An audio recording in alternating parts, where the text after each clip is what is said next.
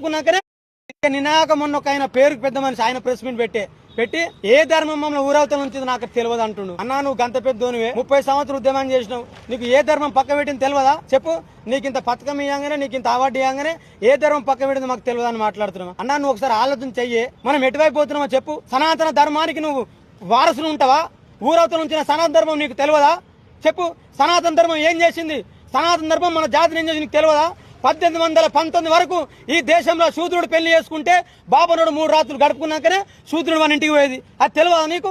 సనాతన ధర్మం 1794 వరకు మనకు విద్య అందించలే, నీకు తెలియదా? చెప్పన్నా ఏం మాట్లాడుతున్నాం? ఇలా అందరూ దేశభక్తులని మాట్లాడుతున్నాం. దేశభక్తులం మేం, ఈ దేశ సంపద మాది. చెప్పు. ఇంకెన్ని రోజులు? 1947 నుంచి నేటి వరకు దాదాపు 70 సంవత్సరాలు అవుతుంది దేశానికి స్వాతంత్రం వచ్చి. క్యాలెండర్ల పేజీలు మారినాయి. ఈ దేశాన్ని ప్రధానమంత్రులు మారారు తప్ప దళితుల మీద దాడులు మారినాయా? దళితుల మీద దాడులు ఆపిరా? ఇంకెన్ని రోజులు దాడులు చేస్తారు? నినాక మొన్న ఒక ఆయన పేరుకు పెద్ద మనిషి ఆయన ప్రెస్ మీట్